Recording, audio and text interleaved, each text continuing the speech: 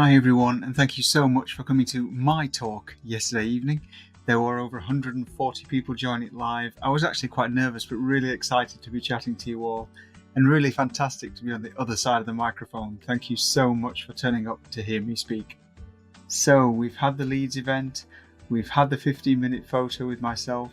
The next big event at the weekend is now Benvi coming to give us a live workshop on how he creates those stunning images. And then to finally round off August, none other than Stephanie Johnson coming to talk about some intentional camera movement. Have a look at her work, you'll be blown away. As this is the first time I've had a chance to send out one of these videos since we met up in Leeds, I just want to say thank you so much to the 30 plus people, including I think 3 or 4 husbands who also got dragged along to this event. But thank you so much to those people who met up in Leeds. It was a really terrific day, and I'm hoping to organise a few more up and down the country in various locations. Please do try to come along if you can. Absolutely fantastic, thank you. So the 15-minute image, and I kind of titled this kind of evocatively really, because I do feel like, especially possibly post-COVID, we are in an environment where we are spending less time doing the things that we always used to spend more time doing. And we all feel like we're in more of a rush to do things, more of a rush to go places, more of a rush to achieve things than perhaps we ever were before.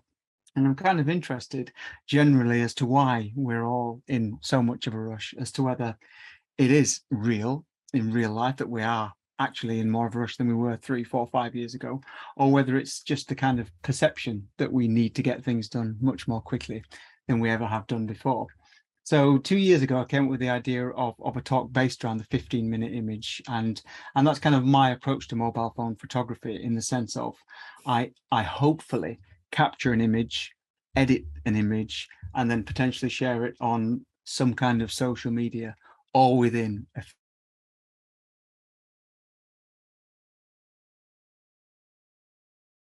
me. That seems hopelessly ambitious sometimes. That has to be turned around within a 15-minute point, or within a 15-minute time frame, if you like. But I feel it's possible, and I think mobile phone photography really provides that opportunity to do so. So 15 minutes, take the image, edit the image, share the image in around about 15 minutes.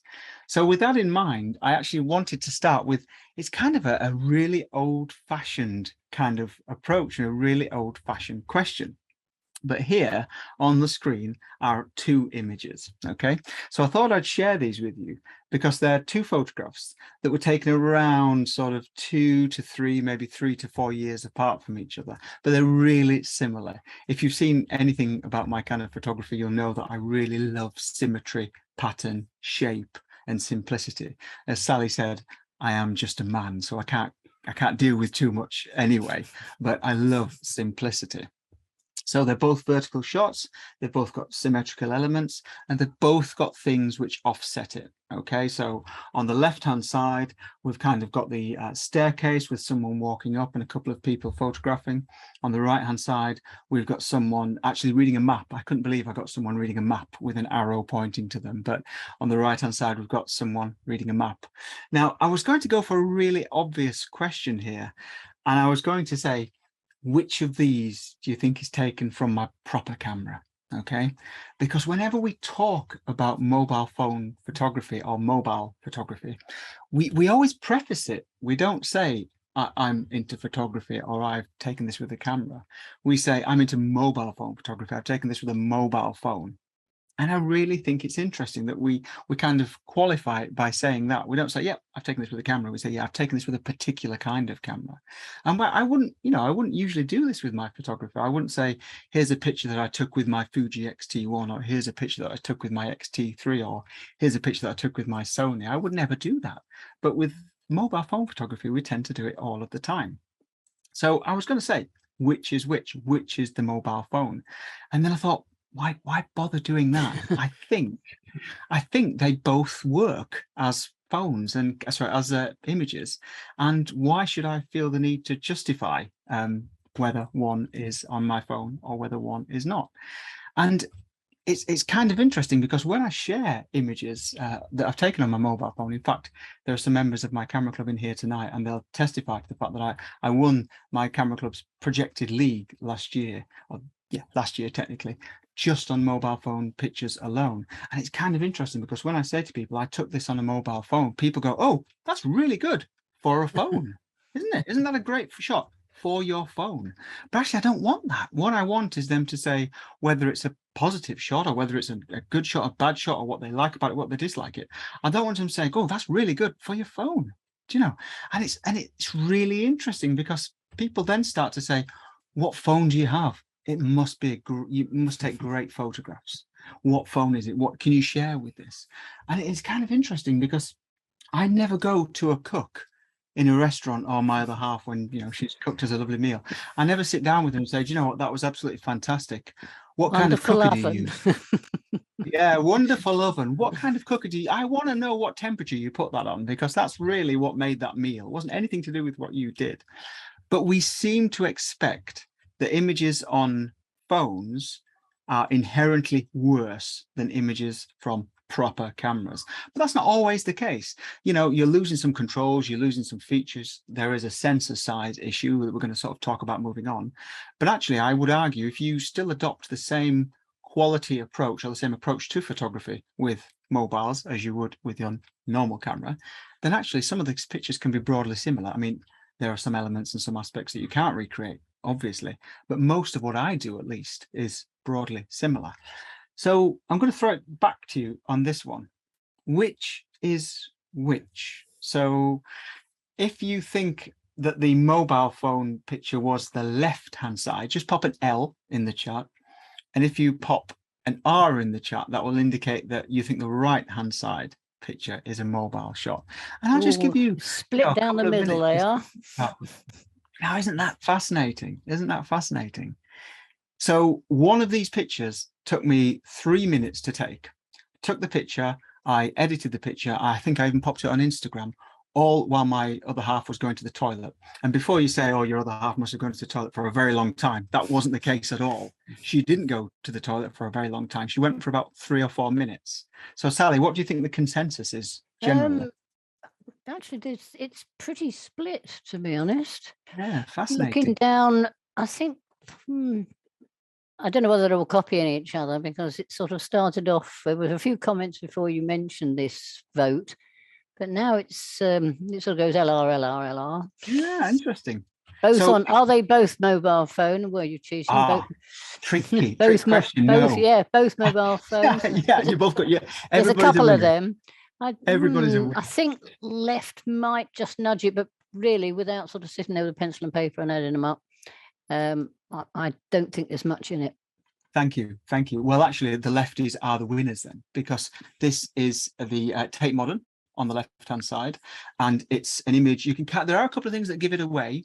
If you've got blown up full size, it's a little bit pixelated, and I've done a bit of editing on it, which perhaps I could have done better on a computer. But actually, the left-hand side shot is the mobile phone shot, and the right-hand side shot is my proper camera shot. A couple of people are interested in knowing where you'd taken it from. Yeah. I don't know whether they meant the aspect or the place, but well, actually, if we remind, when we go into the editing element, if you remind me, Sally, I'll try and find this image, and I'll show you the full size image, and you can sort of see where that's taken it from. But one thing that I have learned with mobile phones is do not be afraid to crop. I crop ruthlessly, mercilessly with my mobile phone images, and I'm going to show you quite a lot of that as we're going on, because we're afraid of cropping, we're afraid of pixelation, and we're afraid of noise and what things look like. But interestingly, I think if the image is good enough quality or of interest, I think we can crop away quite safely. Personally. So, which phone? Asks Andrew. Yeah, well, actually, Andrew, good question. So I'll go back onto this one. It's the picture, it's the phone in the middle, Andrew. So it's a Google Pixel 6 Pro, which is far too big a phone. I mean, it's a really heavy, big, large phone. But if you ever read any mobile phone reviews, anything that talks about camera quality, anything that talks about resolution, anything that talks about dynamic range, then it tends to be Pixels, iPhones, etc. Google Pixels or iPhones that are always sort of towards the top of that bunch, and I picked this one because I kind of had a Google Nexus phone a while ago, 2 years ago. Then I moved to a Huawei phone, and then I moved back to a Google phone, just purely for the photographic experience. And this is kind of what got me there. So I've got my X-T3, which is my proper camera, and I did actually take that to the Leeds walk around last Thursday. Hardly used it at all, but I did take it to the Leeds walk around. But what got me into mobile phone photography was actually necessity. So that's me on the right hand side, in case you didn't know, and that's actually at the birth of my son. So this was about a ridiculous o'clock in the morning. I'm not sure what time it was, about 3 o'clock in the morning or something like that. And from that point on, my photography changed drastically, because I had someone else to worry about. You know, when I was just going out photographing what I wanted to, I could go out day or night, any day of the week, and it would just be a case of picking up the camera and go. And then all of a sudden, from November 2017, that changed, because I didn't have that opportunity just to down tools, drop everything and go, because I had this thing that people talk about called responsibility. And I couldn't believe what that was, you know, that I had to look after my son. It was scary enough that it happened in the first place, let alone having to drop my photography for it. But what got me there was actually, I've never been the biggest fan of carrying loads and loads of gear. So I only ever really carried my X-T3, a couple of lenses, and then I would go out and do some photography. But what I noticed was that the opportunity to just nip out and take images drastically reduced. And I realized that I kind of had, I stopped taking photographs for months after my son was born. I just stopped taking photographs because I kept telling myself, I don't have time to do this unless I go out properly with my tripod, my camera, or go out to take pictures. I'm never going to get a chance to do this. So I just stopped taking pictures.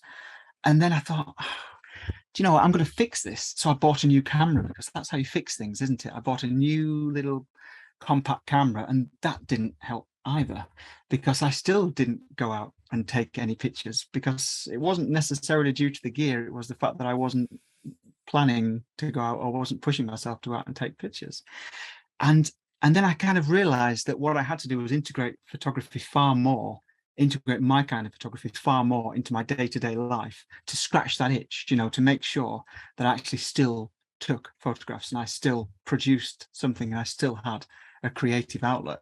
So I realized that it wasn't anything to do with the camera. It wasn't, you know, I could blame it on all kinds of things, but it wasn't any of that. And rather than give up photography and sell all the gear, as I'm sure we've all been to at that point, I thought, no, I'm going to change what my understanding of proper photography is. So what I decided to do was actually look at where I went on a day-to-day basis, what I could carry on that day-to-day basis, and what kind of images I could get. And I also decided to work within the limitations of the gear I had, rather than making excuses as to why I couldn't do the kind of photography that I always had done and always wanted to do. One of the things that Martin Patton said in his talk recently, if you caught that, was about always pushing yourself and always developing, always changing what you do in order to keep it interesting. And I stopped doing that. So I thought, okay, I'm going to do this now. And this is my walk to work. So I get off at Canterbury East Station. I work in Canterbury in Kent. Get off at Canterbury East Station, and it's a sort of 17-minute walk to work. And I thought, what I'm going to do is I'm going to set myself a challenge of photographing something, even if it's boring, not interesting, or whatever. I'm going to photograph something every day. I tried it with a normal camera, stopped taking it out. Tried it with a compact camera, lost interest in it. And so I thought, my last ditch, I'm going to take the mobile phone, or use my mobile phone, work within the limitations of that. And it started with kind of these kind of images, really. So I noticed that I was really unhappy with these images, because you look at the picture on the left-hand side, we're way too far out. This is a shopping centre called Whitefriars in Canterbury. And I love the fact the mannequin wasn't facing him. I love the fact he had his head in his hands. I mean, I approached it with the same kind of photographic intent that I would if I had my normal camera. But I photographed it and thought, do you know what? I'm actually quite close to this guy. And look how far out I am. Look at all the reflections. I've got no control over the kind of the zoom, unless I want to stand on his feet. No control over anything like that. And I felt really disheartened. The one on the right, this is actually the library inside one of the university buildings that I work at, saw this image, about 6 o'clock one evening, so it was quite dark. Saw this guy sitting in there, took the photograph. If I'd had my proper camera, I'd have zoomed in, I'd have captured him, I'd have isolated him, I'd have made him stand out an awful lot more. And directly over the road from where the station is, there's it's not a homeless shelter, but it's a homeless centre, and they sort of support people moving back into accommodation and moving back in sort of, if I want to use the phrase normal life, but moving back into sort of society, as it were. And these are the first 3 images I took on my mobile phone. And I got home and thought, what an absolute waste of time this is. You know, I might as well knock photography on the head, because I haven't got the time. I haven't got the time to use my proper camera. I can't go out as I would want to. I don't really want to cart my camera to work every day. I carry other things, and this is it. It's not working. And then a friend of mine suggested, okay, just go back and edit using some apps. And I just got into Snapseed, and I'm going to be using Snapseed with you a lot later on. And if Snapseed is not something you've used, have a look at it. Have a look at Lightroom Mobile. Have a look at Photoshop. I think it might be Photoshop Express or something on the mobile as well. There are so many different apps that you can use. They can't make a rubbish picture good. So these pictures, if they were absolutely terrible to start with, it's not going to fix that one for you. But they can greatly enhance the aspect of some images as well. So here's kind of what I got back from that. So I realized that what's wrong with cropping in a mobile phone, because I would crop to death in my big camera, in my proper camera, but I was really scared of cropping in my phone because I was worried that what it would look like, whether it would be noisy, whether it would be whether the picture would become broken, etc. But I fiddled with them, and I started to fiddle with images from that point on, immediately after photographing them. So I was doing a lot of chimping after that point on. So I'd take the photograph, immediately edit, because I wanted to remember the kind of images that I saw in my mind when I took that picture. So this is the image that I wanted from that shot. So if I just sort of flicked back to that, quite a long way out, loads of distortion left, right, and center, loads of lines all over the place. But this is what I actually intended. And that took me 6-7 minutes. And that was kind of getting to use Snapseed for one of the first times as well. But you're not supposed Mark, to. somebody has asked if you can get Snapseed on your PC. Interestingly, I'm not sure you can at the moment. No, I don't there are think you some can. equivalents. I've got it on my Android and I've got it on my iPad because that's what I'm going to use later. But I think at the moment, I don't think you can use Snapseed. But there are a lot of other sort of web-based options that you can use for free. What I will say at this point is I've started to use Snapseed to edit my proper camera pictures as well. So some of the pictures that I took from Leeds last week, I download them onto my phone and edit them on Snapseed as well. So I can work with really large raw files as well. Obviously, it hasn't got the same level of control that you would have with Photoshop, but for the kind of results that it kicks you out quite quickly, I think it can be quite powerful. So this is the kind of image that I saw in my mind's eye. And then the image of the library, I still managed to crop it. I still managed to get relatively close to what I wanted to see. And this is when I was really quite, I won't say basic with Snapseed, but this is when I was first getting into mobile phone photography. And what this taught me was to actually try to picture in my mind what I wanted my end result to be. Because if you go back to some of these images, it's so hard to actually picture what you want because we're so far out. The graphics are bent, it's all over the place. It's actually really hard to get in your mind as to kind of where you want to be. So that's what one of the things that I've begun to get much better at, is seeing what I could do. And this before I took the picture, and this just absolutely revolutionized my photography, because I could photograph on the walk to work, on the walk to the train station, and I would then spend the time, the 15 minutes I had on the train, editing my pictures. And I just came to terms with the fact some of them are going to be a bit noisy, some of them are going to be perhaps a bit pixelated, sometimes they're going to have real flaws in them. But if this image is so bad that all you're doing is thinking this is pixelated, it's noisy, and it's a bit bent, then I would have probably deleted it in the first place, and we wouldn't get to this stage. So my approach is, if it's interesting enough to maintain your attention, then I kind of feel it's interesting enough to work on, even if it does have some flaws and some aspects that aren't quite right. Right.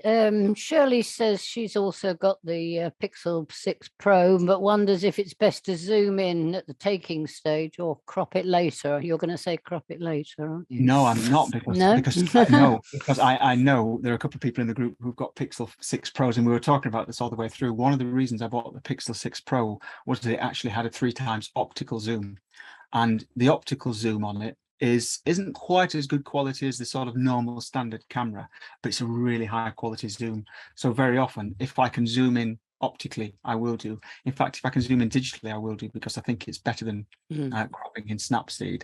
But actually, a lot of these that you'll see, I'll try and remember when we get going, but a lot of these that you'll see are actually optically zoomed in, and I'll sort of try to pick up on that as we get going. But composition, going back to this, composition is always important. You know, you're a group of photographers in here. There are 140 people in the room. You know, I'm not going to sit and talk to you about why composition is important. What I am going to say is that I think in mobile phone photography, it's 10 times more important, because you cannot get over the absolute crazy angles that are going to be going on with mobile phone photography. So this is in Oxford Circus, Piccadilly Circus in London, and you can see we've got converging verticals with the lamppost, we've got the cranes, we've got haze, we've got mist, we've got pretty much everything going on there that could be going wrong. But I had an idea in my mind as to what I wanted to do with this.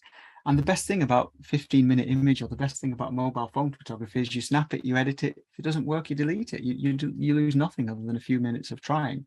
But I became far more confident in trying and getting rid of stuff.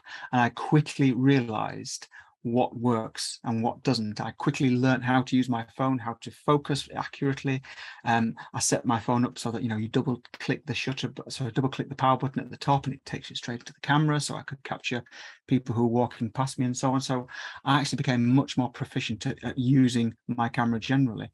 And then once I'd done that, I started to get pictures like this, and I was really sort of pleased with some of these images that I was managing to pull from what were relatively basic images. So when you look at that, you think, okay, I feel like it's almost beyond rescue. But when it was edited, moved, and had some selective edits put on, and this is all in Snapseed. Again, this is just a 5-minute edit on this. It kind of begins to tell a story. So we've got the, you know, need a holiday question, we've got a mind the gap kind of sign underneath, and we've got people waiting with their umbrella. I do have pictures without that van there, with that van just driving across, but unfortunately I lost the people in the picture as well. Love the reflections in the bottom. So again, just use Snapseed to edit all of these, but it's kind of this that I had in my mind at all times. And it's a heck of a big crop. You know, it's a big sort of, just going to go back for a second. It's a big jump from that to there. So be brave, absolutely be brave. And phones are often really slow to focus. On mine is quite quick to focus, but it can be relatively slow, especially in poor conditions. So it's the case of, okay, well, I'm interested in this sign, so I'm going to focus on that sign. I'm going to sit there and wait until someone comes into the shot. And I'm not sure how many people in Leeds saw me sitting on the floor for prolonged periods of time, but I do sit on my backside with my phone ready until someone walks into it, and to sort of to inspire me into an image. And this is why I feel composition is kind of the most important point in mobile photography, because I have yet to take an image on my phone that isn't bent in some way. I think it's just the super wide angles. I don't know what it is. This was as straight as I could possibly get it from the camera, because I wanted to dip it in the puddle. And I mean, Jeanette Lendon's got an awful lot to answer for as to why my phone is so wet, but I dipped my phone in the puddle, take all these pictures, and they're so bent, so twisted, so distorted. So I now start to plan for that. And I say, okay, well, this is going to be bent, this is going to be twisted. The ergonomics are rubbish on this phone, so I'm going to have to kind of hold it with my hand, and it's going to be really awkward. But I'm aware of that. I'm aware of all of this. So what am I going to do about that? How often am I just going to blame the tech and say it hasn't worked because of the tech? Or how often am I going to change my approach? So again, just some minor changes. Now this looks really bulbous. I would argue if I was to edit this again, I'd probably drop that back a little bit more so it's not quite so straight. But again, all in Snapseed, 5 minutes, I imagine, 4 minutes. So we've taken out the lines on the top, we've removed some of the bottom rubbish from the bottom, we've straightened it up, we've cropped it, and we've kind of just begun to tell a story. And this was, so I begun to share a decent image, and this was shared on Kent Views on Facebook, which is kind of my go-to group for sharing things. And I think I put this on before I actually walked home. So I took this photograph, edited it on the go. Typical man, didn't fall over, but I was doing quite well to edit and look at my phone. So photograph, walk, and look at my phone at the same time. And this was shared and started getting feedback and opinions within, well, less than 10 minutes. And as soon as I started to use my phone within its within its limits, I started to get much more interesting pictures. So again, another quick example. I've learned to not see the bits that I don't want to see. So you look at this picture and you see that, okay, there's some people who are looking at, I think they're slides, I think they're negative slides. So that's my image. That's what I'm interested in. You got this horrible thing on the left-hand side, and it's really fascinating because I was with a friend of mine doing some mobile phone photography, and he said, "Oh gosh, we've got to move to get rid of all this on the left." And I hadn't even seen that because I was so sure that what I wanted was this. This was my image. This was what I saw. It's never going to win any massive competitions. It's never going to set the world alight. But I've begun to become aware of the distortion, the massive wide angle, and just know that I've got to come to terms with cropping. I've got to come to terms with distortion, and I've almost made my peace with it a little bit. So here, if you're sort of relatively new to mobile phone photography, this isn't a masterclass, but you may be aware that if you've got light elements in your image, or for example, the top picture here, if you just tap once or perhaps tap twice on your phone screen on that area, you can slide your finger up and down, and you can actually take a light reading meter off that lighter area. And so that's what I did here. I dropped that hot spot right the way down on my phone, took the picture, dropped it into Snapseed, cropped it, straightened it up, and then edited the backs of the people who are there as well. Again, just minutes. And this was on a phone that is probably now 5 years old. So technology is so much further along than it was at the time as well. And the limitations of using a phone. So you're going to look at these, and they're a little bit blurry. Dare I say that in polite company? I think I'm allowed to say that. They're a little bit blurry. If you look really closely, they're quite pixelated, they're quite noisy. Some of the editing probably isn't as good as if I'd got my proper phone out and done it. But does that really matter? I mean, the good times picture on the left-hand side, you would probably realize I spend an awful lot of time in McDonald's with my son. So this is a McDonald's shot on the left-hand side. And how we do the technical inadequacies of this picture scream out and make it an absolutely terrible picture? I felt not, because that's why I shared it. That's why I bothered editing it. Could be argued that we haven't really got any blacks. We haven't really got any high contrast whites.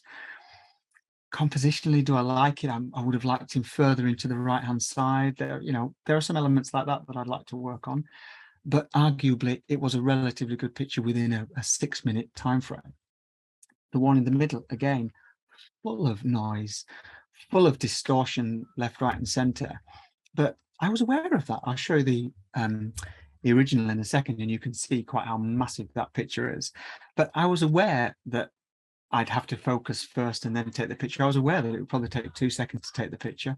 I was aware that the distortion would be crazy and there'd be noise all over the place. I was aware of all that when I actually took the picture in the first place. So I just made myself aware of it. And as soon as I was able to do that, I felt much more confident. And so these are actually the original images of that. So this was the one on the right-hand side, which is, I think I called this one Under the Weather or something like that. I'm not very good with titles, but I think I called it Under the Weather or something like that. There's been a heavy crop, a lot of clarity added, which has really added an awful lot of sort of impact and texture, arguably overcooked. Don't know, looking back on it, maybe it's a little bit overcooked now, but it's an old photograph now. But this was the image. So this is the closest I could get to answer Tracy's question. I think it was Tracy. This is the closest I could get. So this is with my 3x zoom. So the torrential rainfall was coming in. And what do? Do you not take it? Or do you take it and say, well, actually, I can make something from that? So cropped in heavily, got rid of the signs on the right, lady on the left, and used a healing brush all in Snapseed to get rid of the Enterprise Car Club in the center. And again, edited, shared in minutes. This one here in the center is actually, I think it's Blue Water Shopping Center again. So I'm just leaning over the edge of something into their food court area and took absolutely loads of pictures of this, and I couldn't quite work out what worked and what didn't work, or what my crop was going to be.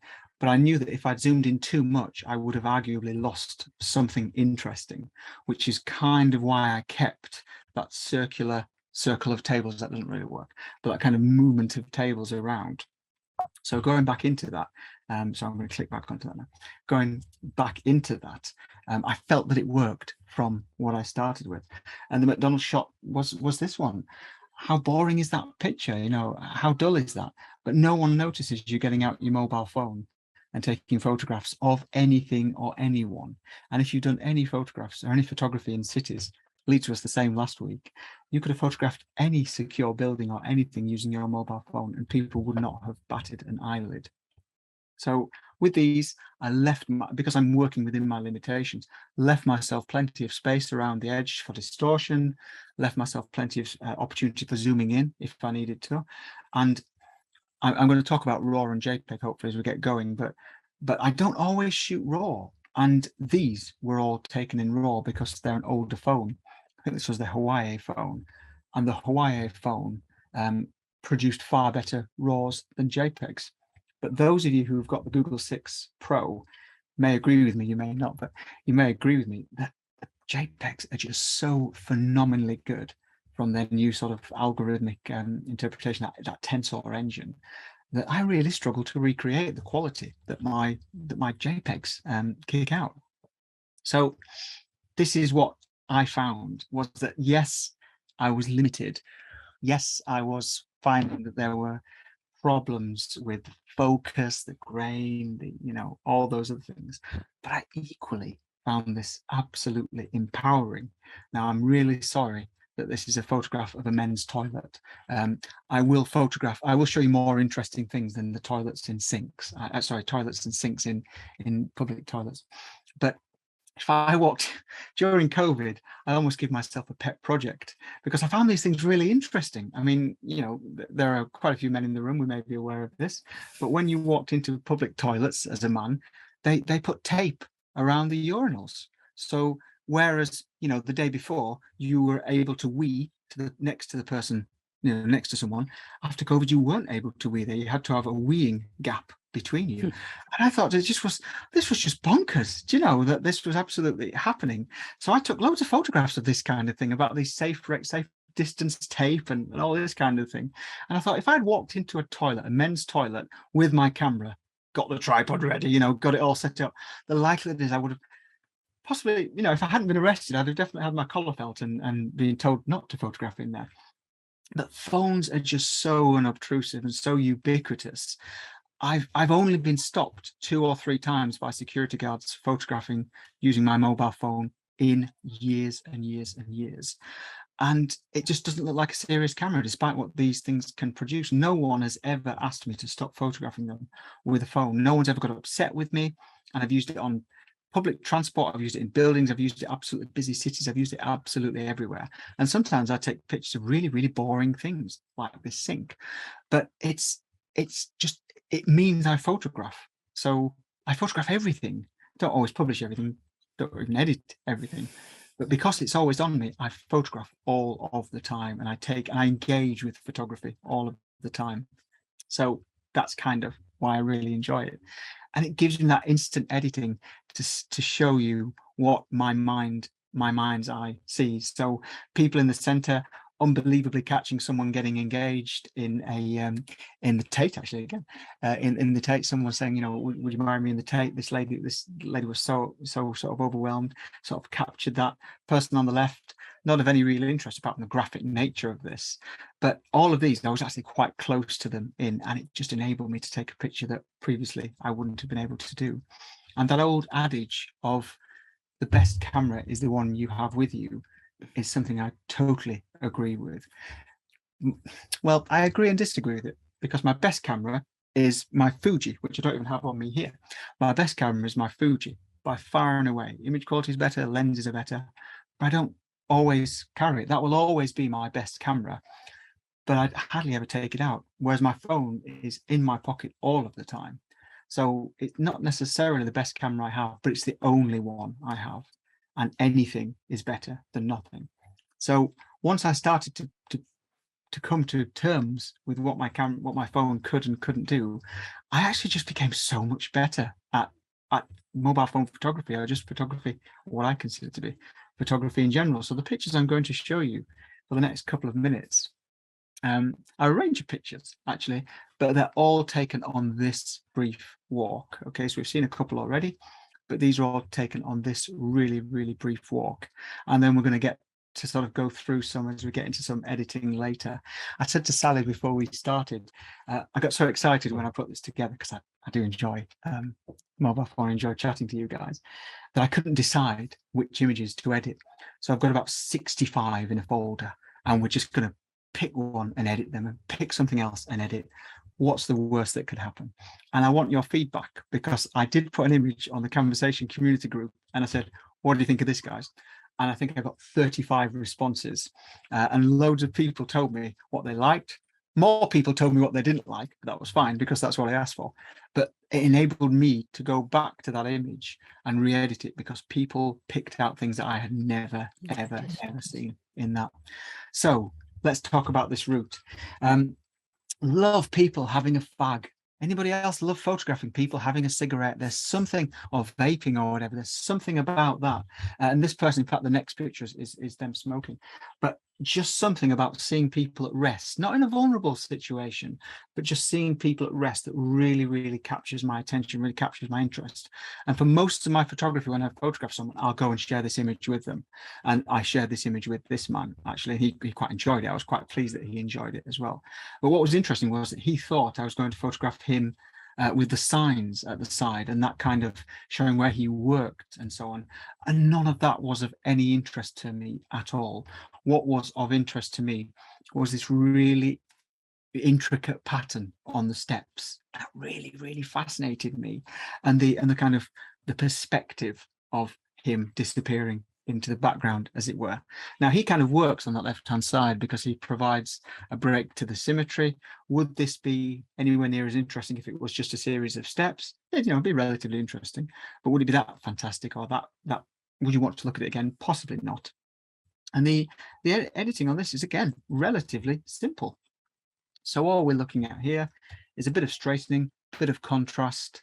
I've added some additional lightness to him and additional sharpness to him and so on. But this was on a camera that was probably nearly 6 years old now. And as a passable image, I think this did relatively well in my sort of local camera club competition. As an image, it was relatively successful for me. Looking back at this, and I kind of think, does it need those bits on the right-hand side? Does it need those posts on the right, or those pillars on the right? Possibly not. Would I have gone through and removed some further elements as well? Possibly. But this is going back to what Martin Patton said over a week ago, 2 weeks ago, is actually sometimes it can do you an awful lot of good to go back through some of your older images and re-edit, which again, the power of Snapseed, because we can just flick back into them really, really easily. This is actually the same window that we had really early on when the man was sat with his hand over his head. They changed the mannequins in that window all of the time, and I'm so pleased that they do. But this lady was just waiting for her, I think it was for her daughter, but she looked like she was bowing to these people. And again, I just walked past it on the way home, snapped the picture, focused on her, went through and did some really, really minor editing, sort of toned down the colors a little bit, toned down some of the textures and so on. And actually got rid of some of the writing that you could just about barely see some of the reflections in the writing, but I got rid of some of that in the heel with basic healing as well. And again, minutes, absolutely minutes worth of photography, and it satisfied an itch for me. I came away and thought, I've taken a photograph today, I've made something of it, and I feel like I've done something that I wouldn't have done ordinarily. And that's kind of my raison d'etre here. That's kind of my reason for doing this. This is my library at work. So the picture I showed at the very beginning, one of the very first pictures I took with my mobile, was actually one of the side windows on the left-hand side there. And I saw this picture and I thought, you know, there's a picture there, there's something there, but without the person in it, there's no understanding of scale. I mean, this is a pretty colossal building. It's a pretty large building, all glass, and there's no sort of depth to it without this person. So again, really basic in Snapseed, you know, straighten everything up, adjust the contrast, bring up, so drop the highlights, bring up the shadows, started to add a basic vignette. I selectively darkened certain areas, selectively lightened certain areas, etc., to make it stand out. Even looking at this now, I can see, I'm not going to draw on the screen, but I can see there are some areas there that I would go back and I would edit this again, you know, and I've got this saved on my phone, so I can easily go back and edit that. But I would drop down some of the lighter elements there again, possibly even blur out some of the text, that 50 sign. It isn't too sort of obtrusive, but there are things that I would go back and do, but it provided me something immediately from that image. This one, I 5-10 meters from the building you've just seen, because this building here is that building in the background there. And whoever decided in city planning to put the police station right next to the university was a great idea, because the students don't have very far to go if they've done anything wrong. You know, the police station's right next door. But what I really liked about this was that that's the custody suite, and this chap probably wouldn't have taken very kindly to me whipping out my Fuji with my telephoto lens and photographing him entering the custody suite. And I looked at this and I thought, there's got to be an image here somewhere. Photographed it. I took 2 or 3 because he was looking straight at me. That's fine, don't be afraid. Took 2 or 3 because he was looking straight at me. I thought, there's got to be something in here. And I got on the train, sat down and started editing that. And just again, cropped it right in, took away some of the unnecessary chewing gum and bits and bobs all over the place. Looking at that again, I would probably take away the cup, probably take away a little bit of the rubbish to the left-hand side as well. But full screen, this actually does stand up. I mean, it actually, again, did relatively well in competition, because it says custody or custody suite on that left-hand side. And it's almost as if this guy's just positioned there looking at me, heading in. But again, this is all on my walk to work. This is all on that sort of, what is it, half a mile, whatever it was, 0.7 mile walk. And all of this, these images are there ready for the taking. And I just happened to have my phone with them, but being prepared to take the image. Again, shopping centre just around the corner from Primark. Have patience if you're doing this kind of thing. So I've seen these two models, not the men, the ladies, seen these 2 models for weeks as I've been walking past, thinking, okay, all I need is to walk. I mean, I walked past it twice in one day. All I need is for one person there. I didn't even need the 2. I just needed the 1. And I always thought it would be the one on the left. I thought the one on the left is bound to have someone there walking in front of it, doing whatever. Walk past it one day, lo and behold, there's 2 guys there. So I get my phone out, double click on the top button to get it into Snap, to get it ready for the photograph. Held it right up to them. Looked straight at me, the guy, took the picture, and then I walked off. In this instance, I actually didn't show it to him because I was too busy editing. I was editing before I'd even moved away. There'd be no circumstance in which I would do that. This hallway, sorry, the distance between us here in this image is about 3 meters. There'd be no way under normal circumstances I would have got this kind of candid shot from doing that. And again, a couple of minutes in Snapseed, a couple of bits of edit. Looking back at this, what would I change? I'd probably add a little bit more contrast to this. I would argue, again, 5-year-old sensor, so possibly I could do more recently. But I would probably add a little bit more depth to this, a little bit more hit with this. But so simple. Straighten it up, brighten up a few areas, darken a few areas, get rid of some text blur, do a bit of blurring as well, so sort of to bring the eye in. And again, just really simple. Keep it simple. Keep it simple. This is the next advertising board down. I won there's some members from the Kent Photographic Association in here, and this won me a sort of award a while ago, and I just called it "What's So Funny," you know, because everybody sat there on their mobile phone. He was waiting for his mate, and he just happens to be sitting in front of sitting in front of a hoarding, and this guy's looking directly down at his mobile phone. And I'd seen this person smiling in this in this poster 100 times, and I just knew eventually there would be something worth capturing there. So, it's about planning, it's about knowing the limitations, but equally it's about treating it with the same kind of respect that you would a normal photograph. So if you were going out to take a photograph with your normal camera, you would have scouted this out. You would have seen this and gone, okay, that's somewhere where I'm going to go back. That's somewhere where I'm going to position myself. That's somewhere I'm going to be in order to get the image. So why don't we do that with mobile phones?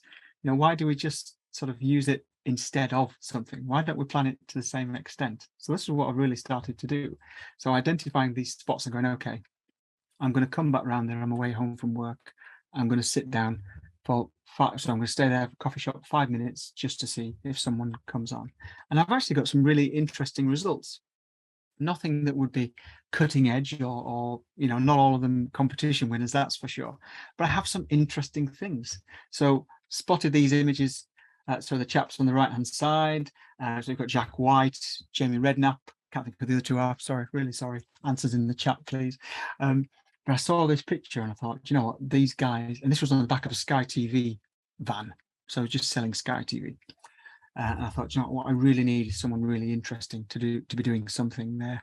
Walked past this probably 20 times. Eventually found someone reading a book. And what I noticed was he had cramp in his arm. So every now and again, he's just shaking his arm just to get rid of the cramp of holding the book. And I thought, that's fascinating because that looks like he's cheering. That looks like he's cheering with all these other guys who are cheering behind him as well. And so again, really basic edits. This one was absolutely crazily distorted, so it's even distorted now, but it captured something that was of interest to me personally as well. And then the more I broadened this, I also started to take pictures of things which I thought would record or would be of relevance to people as well, not just purely for photographic merit, as it were, or for interest, but for things that would also start to tell a story, because the immediacy of this, photograph, edit, share within minutes. This was just after the Manchester Arena bombings, and I was on the train the next day, and this lady picked up this paper, and the headline just said it all. So without that element, well, first of all, again, I would never have taken a camera onto a train. This person would have noticed this, but actually just that capture, that snapshot, I think adds weight to that image. And I started to then really thinking about documenting, as well as things that I found interesting, but also documenting things that happen in day-to-day life. Sometimes boring pictures can be really valuable later on. How many of you have seen pictures of Liverpool or Edinburgh or Glasgow in the 1960s that are just a street shot that aren't of any interest at the time, but looking back now, they're historic documents, they're historic images. So it started to really engage that sort of side of me as well. And so I started to then use my phone, or my phone then became, my mobile phone photography became totally part of my day-to-day life. And if you can't remember what this was, this is when the COVID pandemic happened. I'm not sure if anybody remembers that. It seems like such a long time ago now, but this is the very, very early days of the COVID pandemic. And back in those early days, it was stay at home. I think it was perhaps, Sally, you'll have to remind me if I'm wrong, but I think it was perhaps you're allowed 1 hour of exercise a day. Is that correct? It was, yes. Yeah, thank you. And what it meant for me is that I had to work from home. So I had an excuse to not photograph again. Not only was my son at home and my wife was at home, but actually I no longer had my walk to work. So I couldn't photograph anymore. So I lost the opportunity, lost all of that I'd driven myself to do. And I felt like I was back at the same place. An hour of exercise, no opportunity for photography in that hour, is there? You can't take pictures in that 1 hour. But then I realized that I was doing exactly the same thing that I had before, finding excuses for not photographing things rather than embracing the opportunities that happened, that it presented. So I started to, say to myself, well, when I go up for this hour of exercise, I'm going to spend 10 minutes photographing on my phone. I'm going to spend 5 minutes photographing. I'm not going to do it all, but I'm going to, work within the limitations, work within what it can do, and continue. And they aren't great images, world-class competition winners, but they are photographs, and they kept me taking pictures. Otherwise, if it wasn't for my mobile, I'd probably spent the last 5 years not taking photographs. I probably wouldn't have set up Camversation, and we probably wouldn't be doing this now. We wouldn't have had 30 odd people meet last week. I'm not saying everything's down to my mobile phone and we should all, say Google is wonderful, but it maintained my interest and kept me going. And what was interesting is that one of my friends, who's a really sort of prolific photographer down here, said, all these pictures that are so boring, people will look back on them and say, we can't even believe this happened now. So these images don't really bear any resemblance to what was happening, or to what even is happening now. So this is one of the first images I took of COVID, and I'm not going to go through them all because I took one a day for a very long time. I wanted to sort of document it all, but it just liberated me further to take these images. So I wouldn't poke my phone into someone's house. On the left hand side it says no visitors, don't want to catch nothing. On the right hand side there's another house that says save toilet roll, use socks instead. Do you remember when we had that toilet roll shortage and you couldn't wipe your own bum? Then we had signs left on vans like this saying no loo rolls left in this van overnight. As photographically sort of merit wise, they're not fantastic, but they kept me going. And this is where my zoom, my little 3x 4x zoom on my cameras on my phone really, really came in. And again, all edited, all shot instantly. And I continued to document these times, but I still used, arguably apart from the top left, I still used relatively the same kind of compositional techniques. That's my son on the right hand side with his backpack on. I kind of knew I wanted to take a picture of the key workers signs and the pictures and so on, but it had to have a human element as well. So those kind of things, that kind of approach, I still maintained despite the fact it was on my mobile phone, and continue to do so. So these are really heavily cropped. They're really heavily manipulated images. Some of them aren't even that interesting, but they kept me photographing, and it kept my mind going. So on the left hand side, in fact, I put both of these images on of the chap on the station because I really prefer them on the right, but this is my Instagram feed on the left. But these were all taken through lockdown. It was all the elements that made lockdown and all the sort of recording of that.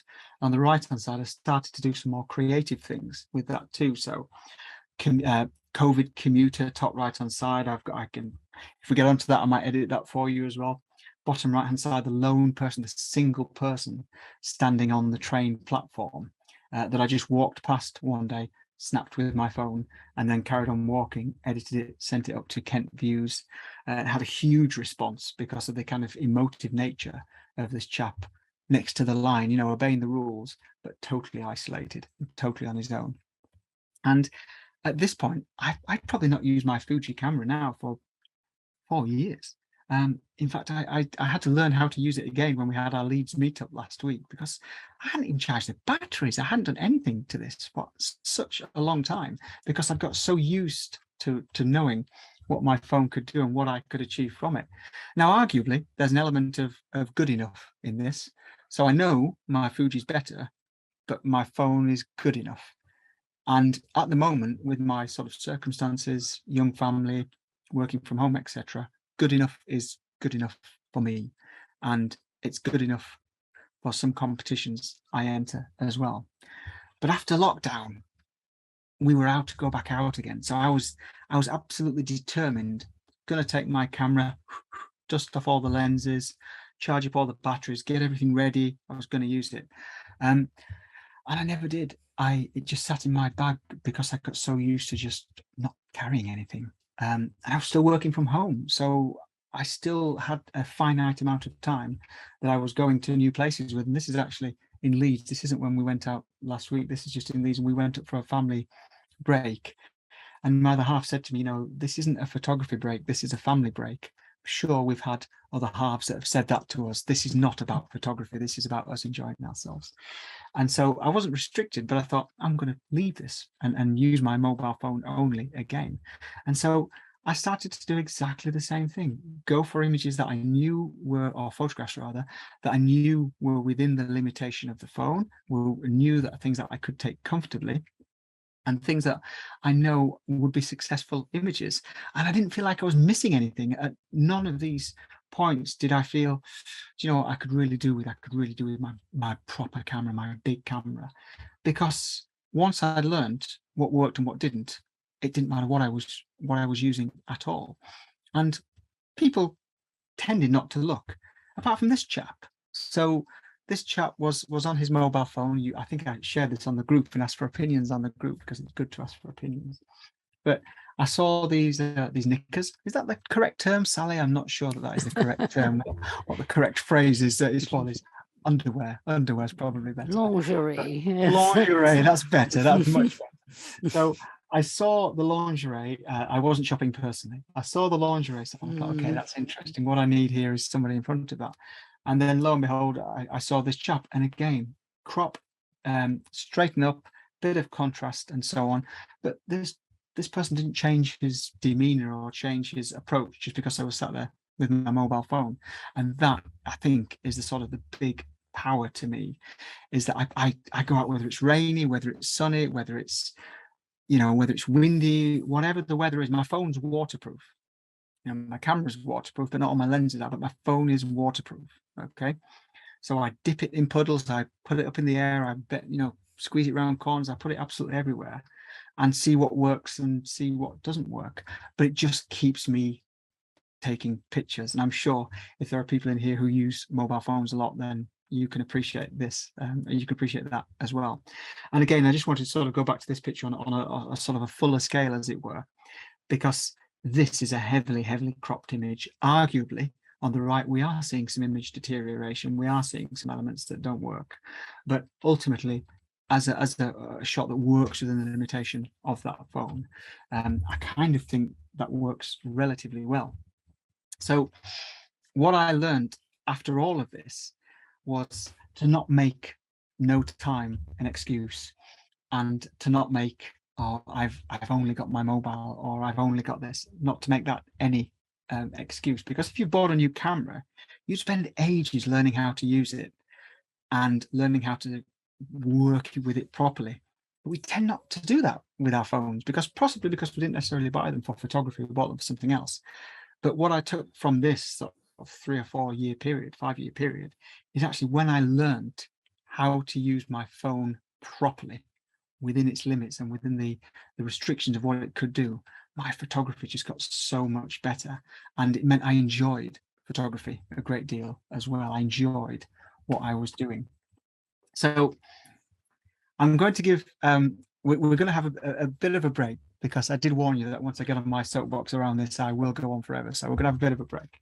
But after that, I've got a folder of images, possibly for the sort of last half hour, 40 minutes or so. I've got a folder of images that are all not raw images, but they're all out of camera, out of phone images. What I'm going to do is I'm actually going to edit them. I'm not going to edit them all. I'm going to just randomly pick some and see if we can work on some. And a lot of them, you'll see, are quite noisy. They're a bit wonky. They're a bit distorted. But we're going to be able to see an immediate impact on that. And there will be some that actually, when I look back on, when I'm doing this later on with you guys tonight, it will show me a different way of editing it that I didn't edit it a year ago or 2 years ago, because actually I'm looking at this with fresh eyes. The software's been updated, so I would really recommend that, even if this goes the same for Lightroom and Photoshop, really, if you've got an updated piece of software, revisit your old images, revisit stuff that you've taken 5 or 10 years ago, and see what your new software can do, see what additional detail you can pull out from that. The reason I've left this one on is because this was one of my favorite socially distanced images. This person sat in the middle of the park, at least 15 meters away from everyone, rolling up a fag. And I took a photograph. I was so close to this person, you wouldn't believe, when I took a photograph holding my phone right above his head, didn't notice me at all. And I think this is my epitome of mobile phone photography, unintrusive images. So after we come back, we'll have a playtime, have a bit of a break. And then after we come back, I'm going to do a screen share of my iPad. So I'll be looking down a lot. So Sally, if people want to jump in with questions, just shout them out, because I'll be looking down a lot. Right. Do you want me to read out some of the Yeah, questions yes, that have please. come in? Yeah, Right. then we'll pause. Thank you, Sally. That's okay. Right. One I was going to ask you as well was, have you tried Topaz for upsizing? I have tried Topaz for upsizing actually, and I've noticed it's far better than any kind of increased size on Snapseed and things like that. Yes, I have. And I've also found out that if you wanted to, I've also tried some of the images that I've edited. I've taken them into Lightroom sometimes, or taken them into Photoshop and increased them in Photoshop sometimes to get a slightly better result. But usually all I ever do in Photoshop is actually resize them for competition. So I usually just open them up in Photoshop, resize, and then send them off for competition. But I have tried that a while ago. Yeah, thank you. You were also asked if you didn't need to sit on the floor, try using a selfie stick. Oh, I know I should use the selfie stick, but what the thing I really like about sitting on the floor is that people look at you really strangely when you're dipping your phone in a puddle. Come on, guys, we're all photographer geeks in here. We can get away with this. When you dip your phone in a puddle, people look at you really strange, and they're the best images I've gotten. If I get a chance, I'll show one later of some girls walking towards me on Carnaby Street, and I'm with my other half and said, "Wait there, I'm just going to put my phone in this puddle." And you can see these girls thinking, "What is he What doing? the hell's he doing?" Leaning in this gutter and sticking his phone in a puddle." But the expression makes it. So yes, selfie sticks or ease, but go for impact. Thanks, Sally. Right. Do you take photos with your phone upside down? Yes, probably. Oh gosh, if you've met me in London, we've done this a few times with the people who've met up in London, probably about a quarter of my images are taken with my phone upside down. And the reason is, for people who haven't tried that, is because your phone sensor is so much closer to the ground, and your camera is so much closer to the ground if your phone's upside down, that you get this fantastic scale and fantastic perspective images. They do distort like crazy, but you can often bring them back and you get a totally different image. I mean, it's as if you're photographing from your height of your toe, which is such an unusual angle, but it works really well. So yeah, I would really recommend people turn their phones upside down. Bob would like to know if you can merge two photos into a panorama on your phone. I mean, I know the iPhone does a panorama anyway. Good question, Bob. I've used panoramas as a panorama app, kind of sweep panorama across, but I've never tried merging them afterwards. So that's something I would have to try. So I can't answer that. But I've used panoramas on beach huts and things like that as well. Yeah, thanks, Bob. Thank you. A couple of people say they struggle with the healing brush in Snapseed. They get blobs. Yeah. Well, I'm not an expert on that, but I will say that what I have noticed, and I'll try to show it later, is actually that the more you zoom in, the more accurate your healing becomes. So I'll use that example of the girls walking towards me on Carnaby Street. I'll have to remember to open that one, but there's, I don't know, it's like a blob of something in the right-hand corner. And if you rub it out with the healing brush at 100%, you get lots and lots of distortion, lots of pixelation. If you zoom right into a couple of 100% and then carefully do it, it tends to more a case of doing a sort of a lot, yes. Isn't it? Yeah, it is. Right. I was a bit worried about your urinal photo. I thought it meant you had to stand 2 meters away from it. No. I have. I just wondered how good your aim was. That was all. Yeah, I don't have the pressure either. Anyway, is there any more, Sally? Yes, just a lot of isn't it wonderful? So you can read them for yourself later. Thank you. Yes, this one as well. Do you use your a pen or your finger to edit in Snapseed? Great question. I use my finger, but I have noticed sometimes that it can be tricky to get those really intricate areas on. So I do have a stylus that I've tried, but if it's on the phone, I tend to be if I'm on the move, I tend to do it straight away. The only thing I found that causes a real problem is when it's raining. You get fantastic mobile phone shots when it's raining. I would just say that, by the way, but it can be a bit of a problem editing them afterwards when your finger's zooming all over the screen due to the droplets. But well worth it. Susan also mentioned that if you turn the click off on your camera on the phone, you don't alert people when you're taking pictures of them. Yeah. Thank you. And I've set mine's on mute a lot of the time, but the tip of, well, not the tip, but setting it to photograph straight away on a double click of your power button has really revolutionized a lot of my sort of grab shots as well. Okay, shall we pause there then, Sally? Is that okay? Yep, that's fine with me. Thank you very much. I mean, it was 130 of us in the room on an incredibly hot day. I am so Yes. impressed that you've managed. We're all going off to chuck a bucket of water over Yeah, ourselves please now. do. And Oh, then, ice bucket challenge. Ice yeah. bucket challenge. Shall we come back at just around sort of 20 past? Is that okay for me to whiz downstairs, get a cold drink, and then come back up? Sort of just, well, about 10 minutes or so. Is that okay with you, Sally? Yeah, fine by me. I'm at your disposal. Oh, thank you. Sally, you're doing a wonderful job. Thank you very much. Thank you. And I'll just pause the talk there. Okay. And Right. pause. And I hope that should be okay with everybody. Yep, thank you very much. So first of all, thanks very much for sticking around. I know loads of people always have to leave at 8 o'clock, but thank you very much for sticking around. And what I'm going to do now is multitask.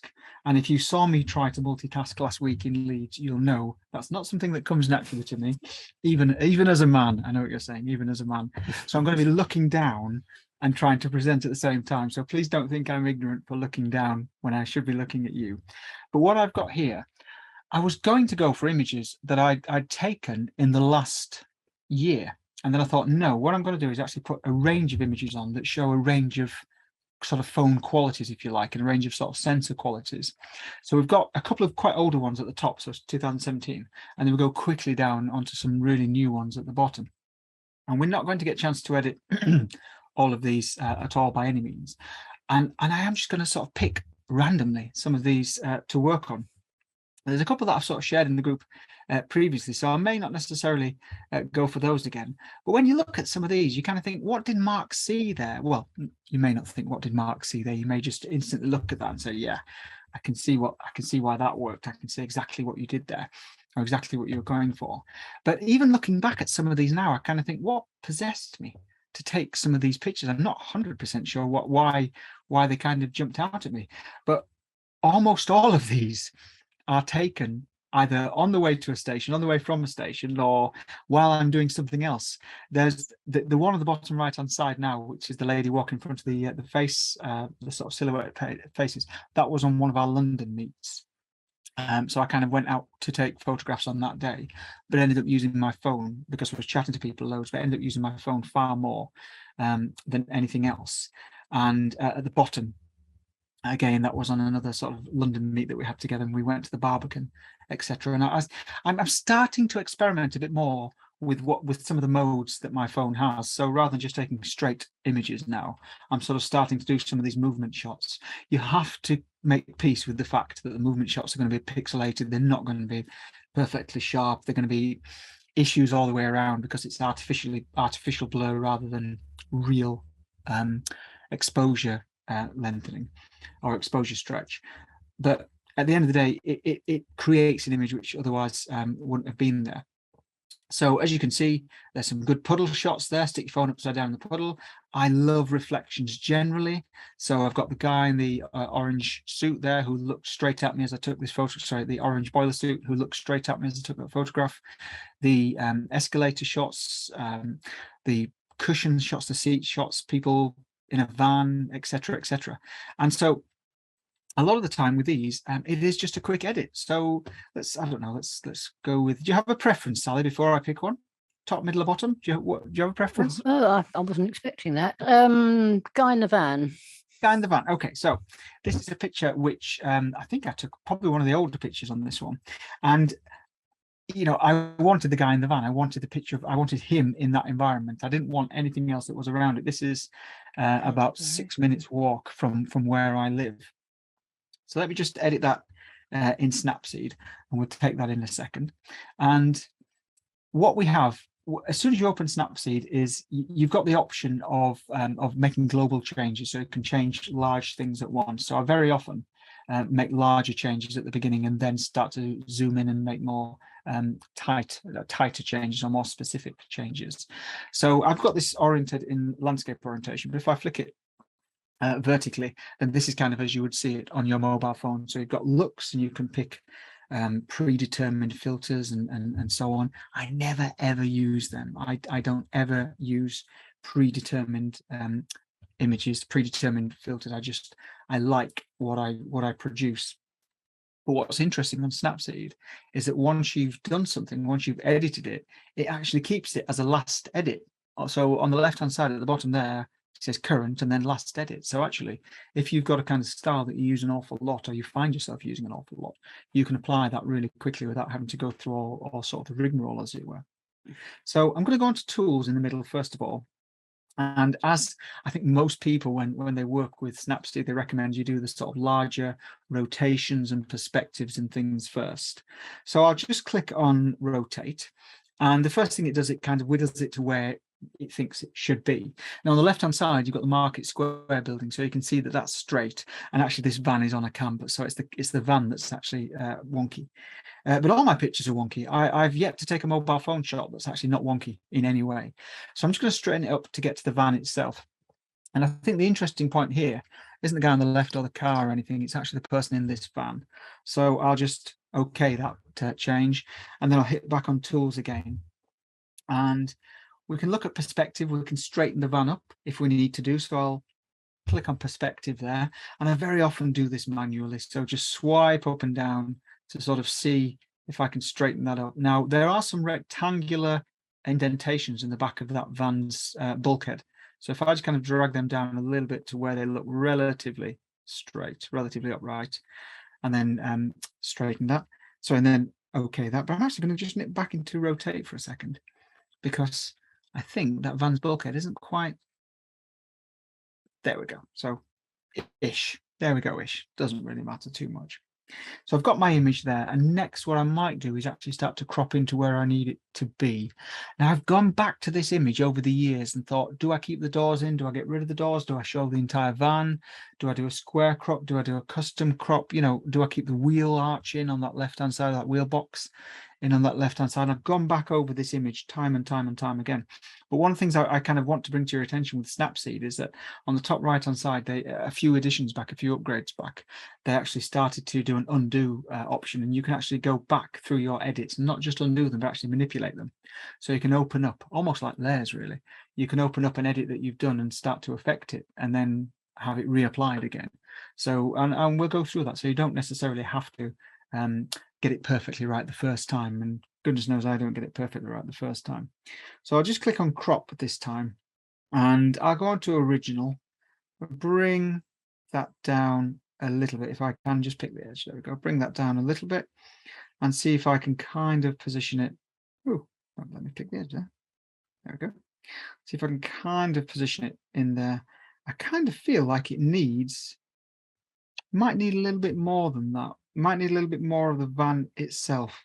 And I'd be really interested if people put in the chat as to how they would crop it right now. I know I can't read it, but I am so interested as to whether, if you told me in the chat whether you'd keep all the back of the van or whether you just keep this element, because equally, if I just go back onto free and move that across, there's a real argument, isn't there, for keeping all of that in there. Now, Sally, you're a judge. What would you're an esteemed photographer, Sally. Where would you go on this one? What would your crop be on this one? You know, I'm obsessed by square images, so you'd go for square on this one, would you? No, I looking at this, I think I'd like to keep pretty much where you are. I think I'd like, I don't know about the doors. Yeah, it's a tricky one with the doors, isn't it? Yeah. So, do we want the wheels so we know he's in a exactly. van? Yeah, exactly. Or yeah. Is it, yeah. Well, Bob has just said I need to see that it's a van. Hang on, let me just look what other people are saying. Keep some of the van in, more van. Yeah, more van, more van. Keep the van doors, and then I'd crop the van doors. Okay, well, what I'll do is I will let people edit this image afterwards. I think I did it like 3 years ago when I did this, but I'll send the images out and edit them mercilessly. We'll have all sorts. Edit them mercilessly and tell me what you get from it. So what I used to do back in the early days of using Snapseed was an awful lot of global edits. So I used to go back onto tools, and then I'd go on to tune the image. So blow the van doors off. It says. Only doors off. So I'd go on to global edits, and I would say, okay, well, I want to desaturate all of this. So I'll click on saturation, swipe my finger to the left to desaturate. I'd like it really sort of high contrast, so I'd move down to contrast and swipe to the right to bring out some real sort of mega contrast, but that starts to lose a bit of definition on them. And what I also noticed when I was doing these really global edits like this is that because you're editing everything in one go, which you kind of tend to do on the fly when you're doing it quickly, you kind of whiz across your finger all over the place, is that things start to stand out. And I noticed really quickly that this bottom bar started glowing all of a sudden. It's just absolutely bright white bottom bar. And so I sort of started to then quickly move on to more targeted edits, which is something I'm doing a lot more of now. So I'll kind of leave the contrast there-ish, and then what else might we need to do? Might just go up to shadows and see if I can pull out some of those shadows a bit, and go down to highlights and see if maybe I can just drop that highlight down tiny bit. So with all of this, once you've okayed everything in Snapseed, what I really like about it, and you'll see me doing this on trains and stations all over the place, is that once you're midway through an edit, just press and hold on the image, and it kind of just shows you where you came from and where you are at right now. And at the top of the screen, if I just click on the left arrow and then click on view edits, you can actually see all of the edits I've done on that left hand side. So I can go back into Tune and add more contrast, remove contrast or whatever, and it just reapplies it. I don't have to go back through that entire process again. So I'll just use the back arrow to go back out of that.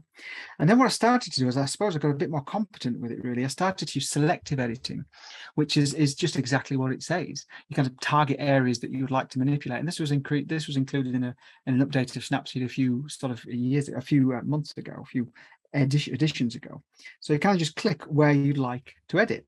So if I just move this target around, I can click on the white there and just use my pinch. So pinch my fingers down or widen my fingers and to see the area that it's affecting. So if I sort of put it to about there-ish, you've got the option of brightness, you've got contrast, you've got saturation, you've got structure. So if I go back down to brightness, I can sort of bring that down a bit, and it really tones down some of that bright bar at the bottom. Now it's a little bit bright on the left-hand side. So I'll click back onto the selective tool, go back onto the bright, so go back onto the white, bring that right down. This is a bit quick and dirty. I probably should spend a little bit more time doing this. And then stroke that over onto the left-hand side again. Okay, so now we've kind of brought back we've taken that white bar down a little bit. Kind of feel like the elements at the top right and top left need to be brought in. So I could either look at a vignette for that, or I could drop it down myself. But for the time being, I'll look at a vignette. I think I'll just move my vignette down onto this man, pinch it down a little bit, and then just bring in some of the sort of, a bit too much, bring in some of the sort of darker areas there. But that top left-hand side is still bugging me. So let me just go back to that top left-hand side with a selective dot this time. And there shouldn't be anything up there that's that bright white. So that should be relatively all right for me to darken that down as well, and arguably should do the one on the right, top right as well. Still lacking a bit of impact for me, if I'm honest, looking back at this now. So I'll click back on selective edit, go onto the man himself, probably pick on his skin tones a little, brighten him up a tad, possibly add a little bit of structure as well. Structure can you'll probably be aware of this if you're doing some mobile phone editing yourself, due to some of the pixel density and some of the structure on pixel structure on phones. Be careful with the structure. Be careful with adding structure and clarity, because it can overkill it, overedit really quickly. And on the body themselves, I may actually just add a bit of contrast, and again, bit of sort of structure there as well. So I've played with this image time and time again. I've come back to it and gone different ways, got all kinds of different ways all the way around it. And every time I edit this, I come up with something absolutely entirely different. And I've taken the doors off, I've left the doors on, I've chopped and changed, etc. But I should have been timing that. I think that took about 7 minutes to get from there to there. And even then, I'm not 100% happy with it. I think I'd probably like to go through it and manipulate it a little bit more, perhaps use some of the other tools. And we can use some tonal contrast.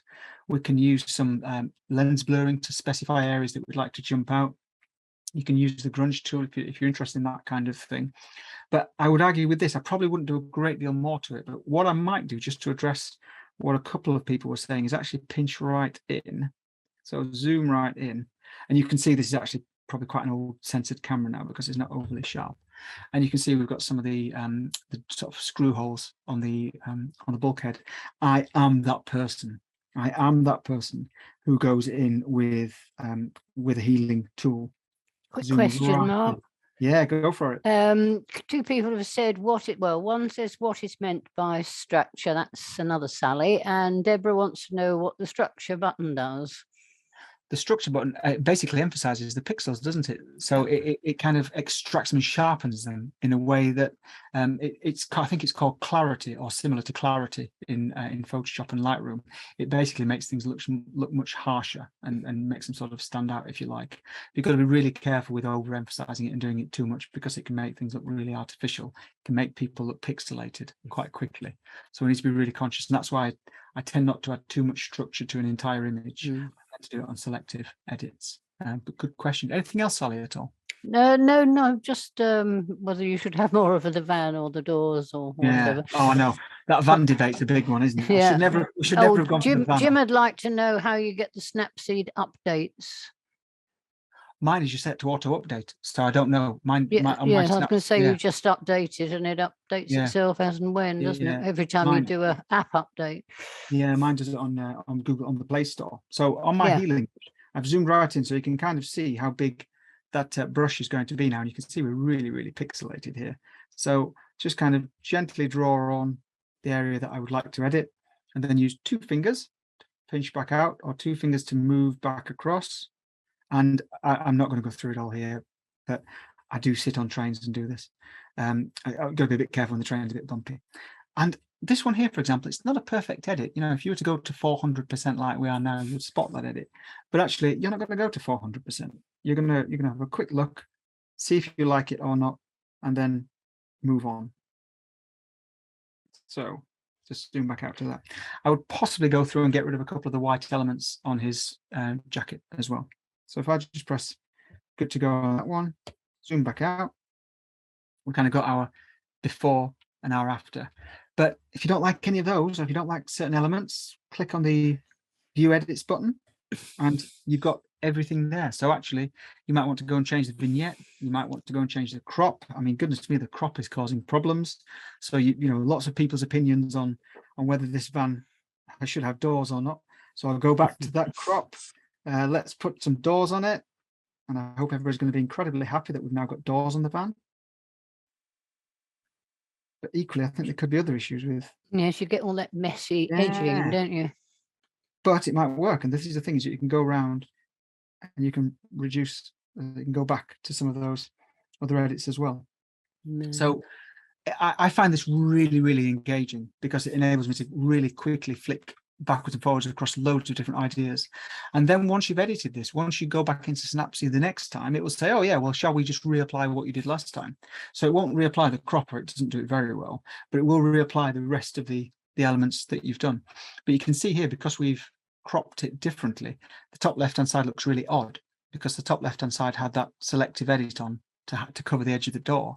And when you've recropped it, that selective edit has stayed in the same place, but now it's in the wrong place for that image. So yeah, it really is just, I get so addicted to it. I'm going to move on, but I get so addicted to just going back through, trying things, seeing what works, seeing what doesn't work, trying all kinds of different stuff. And again, even doing free, and I know people sometimes really dislike free edits, and I understand that, but because it doesn't always print off very well or at all. But I often, when things are displayed digitally, I often do go for free crops. And back through there again. So really, really simple, really quick. Okay, so I'm going to move out, going to move back to my photography list. So I did think we'd go through loads of these. I do want to go through a few more.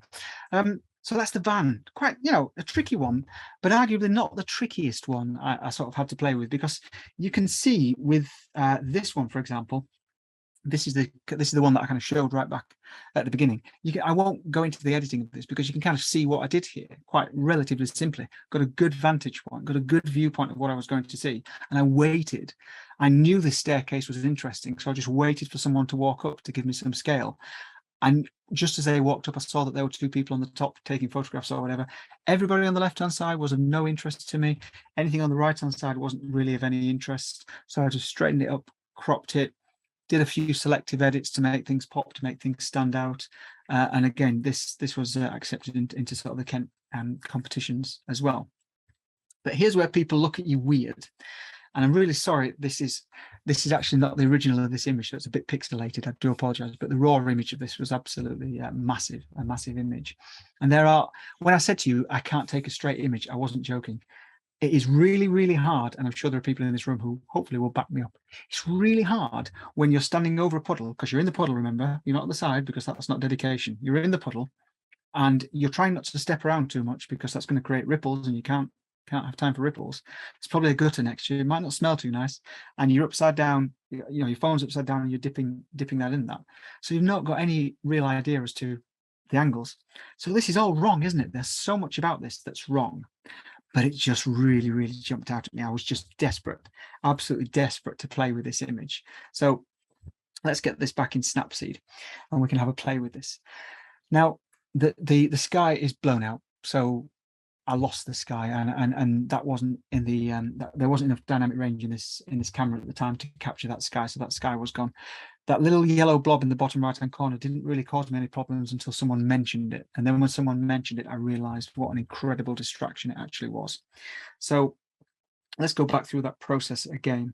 Could go to looks and pick something that I've edited last time, but my last edit was black and white, and I think it was probably a little bit different in sort of image appeal to this. So I'm going to edit this differently. I'm going to start with the same global edits. I'll go back onto rotate. More often than not, it gets it about right or nearly there. There are still some elements of that don't look quite right, but we can try and pull that out. Now, I'm really interested in what people feel. I'm not sure how we'll feel this, Sally, as to what people feel the interesting point is in this. Do they feel it's the buildings, the light, the puddle, or sort of the people on the left? If you mind just popping into the chat what you feel the interesting, or what you feel the appeal is, if you feel it's got an appeal, but what you feel the appeal is to this, because I took it kind of not really knowing what I was going for. I just thought, bung it in a puddle, it's a reflection, it's going to be fine, there'll be something there. But it wasn't until I got back on the train and started tinkering with it that I actually saw a couple of different things. So Sally, what sort of things have people said? A lot of people like, gosh, they're going faster than I can read. Reflections. A lot of the people like the girls, the symmetry. Yeah. Okay. The blue building. You see, it was a blue building for me. So that's where I started, actually. So when I started with this, let's just have a quick look at the perspective to see whether there's anything I need to. I think perspective-wise, it's nearly there. It's nearly there. I've just clicked on auto, and I think that's a bit too much. So let me go back onto perspective again. I think if I just roll that, I think it's so nearly there. I'm just going to leave it at that. So let's go for that blue building. So I'd lost the cloud at the back, the sky at the back, and I was really disappointed. But obviously I wasn't going to go back into that puddle, and I'd never see those people again. So I did probably go for what Sally prefers, and went for I think I went for a square crop on this. And Sally, extra bonus points for the square crop. Obviously. Yes, certainly are. Yeah, now it's just going to let me pull this in. There we go. And then I thought, where do I stop with this crop? Because cropping is dangerous with phone cameras, isn't it? Phone sensors are rubbish. You can't do this kind of thing. But I can't go above the building because it's all white at the top. Yes. So what I kind of did was just above the green, just above the greenery on the top of that building. I look down, and we're kind of clipping the top of the reflection in the water. So maybe that crop might not be the best idea. Let's go for an original crop, an original scale, and then we'll bring it in. Let's have a look at that. See if that works anymore. Okay. I think that might actually, sorry, I keep looking down, everybody. I think that might work quite well as well. So let's have a look there. So then it's about making this image pop. And I'm not an expert on this. I'm certainly not an expert on color images. I'm always a black and white man. but there was something about this, it really had to be exaggerated. It really had to be over the top for me. So I do apologize for some of these edits that I'm going to do. So I went onto the tune image and looked at this. I thought, okay, I love contrast. In case you haven't noticed, I love contrast. So let's talk about some contrast there. Went down, dropped the highlights a bit, so it wasn't quite as painful for those whites. Looked at the shadows, raised the shadows a little bit, not too much, And then did I go for might have increased the saturation a bit. So I might have actually just moved it a little bit across to the right. Now, I'm looking at that thinking, is that too much? I don't know, but it's as I edited it at the time. And one of the things that I kind of said not to do, that I did on this one, that I'm going to do again, is actually a global clarity or global detail, a global structure. So to do that, I just went on tools and clicked on details, which is the one with the triangle. And then it defaults to structure. Now, this is a global edit, so it's going to edit everything on the screen. Doesn't always work. So I'm just going to swipe across to the right-hand side a little until it sharpens everything up, just so it's there, but not quite painful, as it were. I'm not sure the scientific point for that, scientific discussion reference for that. Looking back at this now, the reflection itself doesn't have any blown out areas that I can see. The light's quite powerful, it doesn't have any blown out areas, but the top does have a little bit of a white area. So back onto selective, tap back up there onto that white, pinch nice and small, and then just drop that down a bit. If it goes a little bit grey, it tends not to worry me too much because it's kind of unobtrusive at the top, and I'm going to put a vignette on as well. And one thing I did notice as I keep looking around this image is that wall on the left isn't quite straight. So I might necessarily go back and look at the perspective tool again and perhaps do that one manually, because you can do them automatically or manually. And also, has anybody noticed that blue blob on the bottom right hand side as well? So that one there, can't even remember what that might be. So back on the heel brush, lost heel. I would like to say someone shout it out to me, but you won't be able to. So back on the heel, and then quick drop down there, and then that's kind of where I wanted it to be. And I think the only thing I did after that was, again, probably pop a vignette on the girls, focused down to the girls, and then just dropping that in a little bit more like that.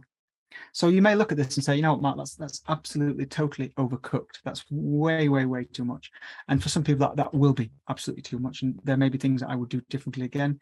Maybe I'd tone down that blue building. Maybe I'd look at those lights. Maybe I'd think about the trainers, because the trainers are quite white and bright. But if you look at the kind of before and after image, it's minutes. It's absolutely minutes. And this is what I was saying to you really early on, is actually some of the images I take on my on my camera, I Bluetooth them across to my phone, or Bluetooth them across to my device and edit them on the fly to get an idea as to what those images will look like. Sally, did you have any feedback that you would give me on this? Yes, a number of people have said, what about the blue blob in the top half? Which on the wall, the one that you... yes, well done. That one. That one up there, yeah. Yeah, well done. Well done. This is like editing by committee. Yes, it is. Brilliant. No, we should do more of this. I don't like half and half reflection images, but that's just me. I'd have lost a lot of the bottom bit. You've lost a lot of the bottom of that. And actually, I'm having problems getting rid of some of this as well, just because of the nature as to how close it is to the wall. So that may be something that I would have to try looking back on. And sometimes I am going over healing, undoing, and doing it several times to sort of get something. Janet loves overcooked, so you're in there. Okay, thanks very much, Janet. I'll put me out there. Thank you. But again, this was used in the local competition and went and represented my club at different comps. And I never told people it was on my phone because I knew what I would get. It was like, oh, well done, nice shot for a phone. And when actually, I just think it's a relatively nice shot anyway. I may be biased. I'm going to try and squeeze one more in, at least one more, before we get going, because one of the things that I've found empowering about having going back to, I think it was Tracy's point, found empowering about having a phone with a proper zoom, like a 3 or 4 times zoom, is that I can hang out of buildings and take pictures. So here, this is a 100% image, so it's not cropped. I don't think it's cropped. think it's a 100% image, and it's actually just hanging out of my office. And you can all see, or I hope you can see, why I wanted this image. There is no end of lines anywhere on this image. It's like line, line, line, line, line. Even the guy's apron is liney. Absolutely everything's liney. And I was waiting for a long time until I saw someone do this. So even with my phone, and I sit and wait, it's not all about using your proper camera and waiting for that. So with this, it's really simple edits actually. And the more I did to this, the more I realized it was ruining it. So actually, I just kept the edits so super simple on this one. So again, I'll go through quickly. Lots of global edits this time. So went on to brightness, ramped up the contrast quite heavily, reduced the saturation quite considerably. Now she's not quite totally black shirts and jackets and things, but she's getting there. His trousers are getting really dark. So we can look at that in a second. Needs a little bit of cropping to get rid of some of the stuff on the top. We'll organize that in a second as well. Starts to bring up the shadows a little bit, just to add a bit of texture to her, and then drop some of the highlights a little bit, not too much, because I still wanted that really biting sort of image as well. Okay, so I did sort of some rough and ready edits on this one. Went on to crop. I didn't bother doing rotations or anything like that, because I was quite happy with everything that I got the first time around. And I think I might have dropped it to there. I'm just trying to remember now, but I think I cropped it to that point. So the lines coming in from the right sort of swept across to the left, and you got all these jagged edges and lines all over the place. And again, after saying don't do this, I think I went on and did an overall sort of structure drag on that right hand side as well, just to give them some real sharpness and some real texture.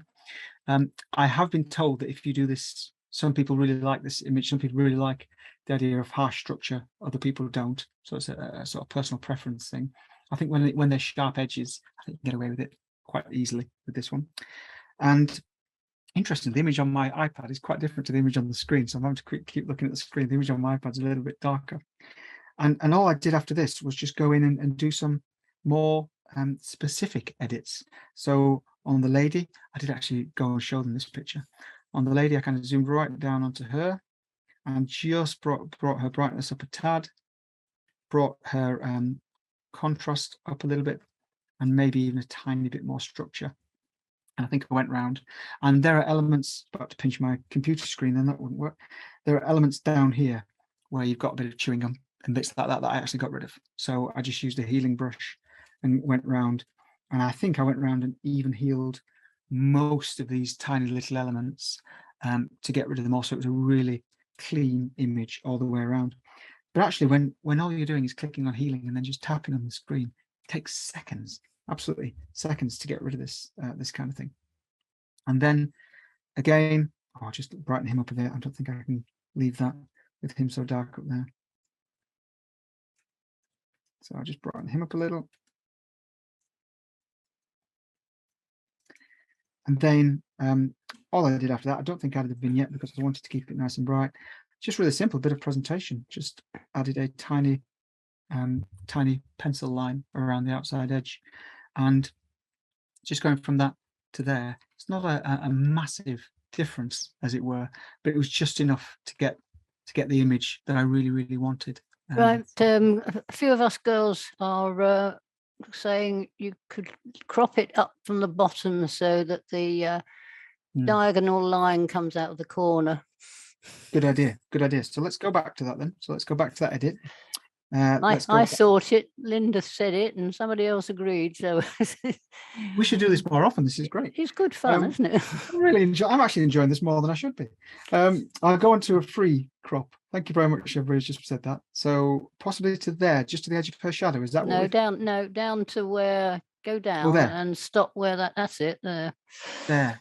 Just so that you've got that nice diagonal coming in there. And judges like diagonals and triangles, don't we? Apparently. Apparently.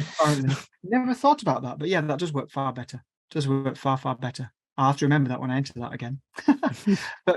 But yeah, and you can see how easy that is to go back and crop. Now, one of the things that I don't use Photoshop for is because I'm not very good at Photoshop. It takes me so long to get into it and so long to do what lots of others consider to be basic editing, that I find myself just using this so much, and just because it's within my comfort zone, it's within my skill set. I can kind of do it, and things like improvement points like that you can add really, really quickly. Okay, it's nearly 9 o'clock. I'm so sorry that I'm keeping you all waiting, and I'm keeping you all looking at these pictures. But let's go back now. This one, if you're on the Camversation, I don't know if I dare put this one on, Sally. I'm not sure if you saw this. If you're on the Camversation group, I put this image on, and I said, "What do you think?" And some people enjoyed it. Some people thought I'd absolutely ruined this image by putting way too much editing on it. So I might be really brave, Sally, and make this the last one. I thought there was a dog in the window there, but then I've just realised it's a girl with her head down and a mask on. Looks just like a dog. Well, this is why I found this interesting. So you can see miserable day, raining, horrible, blowing a hoolie, really terrible. And I thought, I'm not going to get my camera out in this. I just get my phone out, snap. Let's see what we can do. So again, this is 3 or 4 times optical zoom. So a proper optical zoom on this, if you like. So let's have a look at editing this. You can see I haven't edited these, by the way, because I'm having to download them. These aren't all pre-made. So my first thought here, okay, the window's slightly smaller to the left, a bit of perspective issue there, a bit of sort of rotation going on. So let's move my iPad around again. So let's have a look for a bit of rotation first, tiny bit of straightening going on. And let's have a look at perspective again. I will press auto and see what it says, although I'm just looking about that thirds line, and that thirds line actually looks pretty good. So actually, I think I'll X out of that. Now, to me, all the image here, all the sort of the impact in this image, you might disagree, quite happy for you to say, is actually that one window, is nothing else, is that one window. But when I cropped it and I edited this and I put it on the Camversation group and people really gave me their opinion of it, which I asked for, is I kept the top element in. So I kept that sort of, oops, excuse me, I'll just put that on the original crop. I kept the vent in. I think I did it something like that. Let's see if I can squeeze that in. I think I did something like that. Can't remember now. And it really sort of split people, I think is the most polite way of saying that. Some people said, yeah, I wanted, the vent showed me what it was. Other people said, what are we doing with the vent in there? The sort of impacts in the image. But with Snapseed, I can edit it all and then chop the vent out afterwards. So I'm really interested. I'm going to edit it how I thought it looked good and tell me what you think afterwards. So again, similar process. Go on to tune image. There's a lot of sort of darker, shadowy areas in there that I wanted to bring out, but I equally wanted to maintain that kind of horrid, kind of horrible, miserable day situation. So let's look at the contrast. Let's look at the shadows, bringing those back a little bit. Let's look at the highlights. There aren't too many highlights in this, apart from that kind of top right-hand side. Let's bring that down, right the way down, to get it quite murky. But what I also wanted to do, and I think this is where it's split opinion, and I'm quite happy to share, is I did a global edit on the structure, and I kind of went, wow, I did that. And I went, Bush, this is a horrible day. You're going to know it's a horrible day. The rain is so hard, it's going to cut your screen. It's absolutely terrible. And lots of people said it was just too much. It was too overcooked. And actually looking back on it, I agreed entirely. And other things that I didn't spot, like the right-hand side, so much lighter than the left-hand. Sorry, yeah, the right-hand side, so much lighter than the left-hand side. And all these things that I didn't actually spot at all. So instead, I'll bring that structure. I mean, that's where it was originally.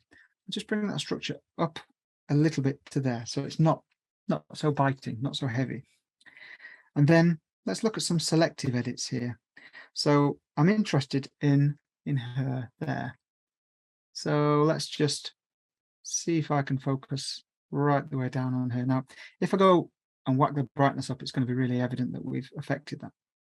So what I might do is just, again, there we go, try that again, is go down to a little bit of brightness, bring it up a bit.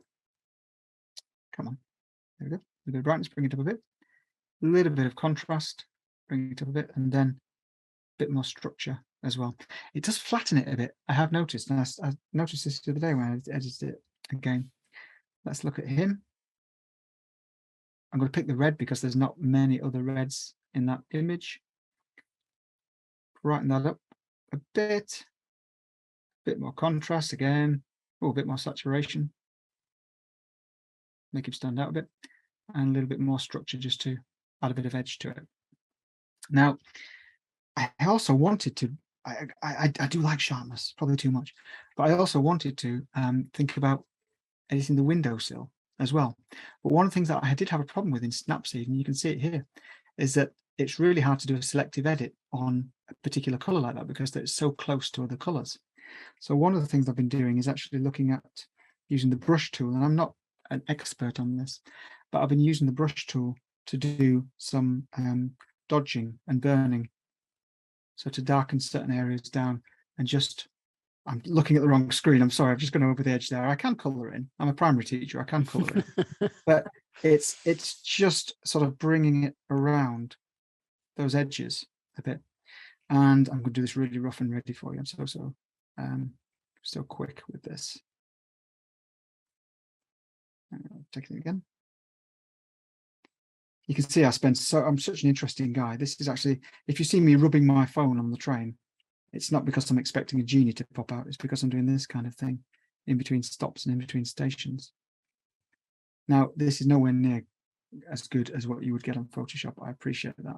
But equally, we can get all of this done in absolutely no time at all. So just drop that back out again. Okay, we might need to look at that a little bit more effectively, a little bit more smoothly later. But let's just do a quick before and after. So it does have a little bit, in my opinion, it does have a little bit more depth and a little bit more impact. I did start to look at some of the options on here, like drama, like adding a drama filter as well. But again, it looked really, really overcooked and looked really overdone. But one of the things I didn't do at the beginning, which I probably should have done, was actually going into the details tab.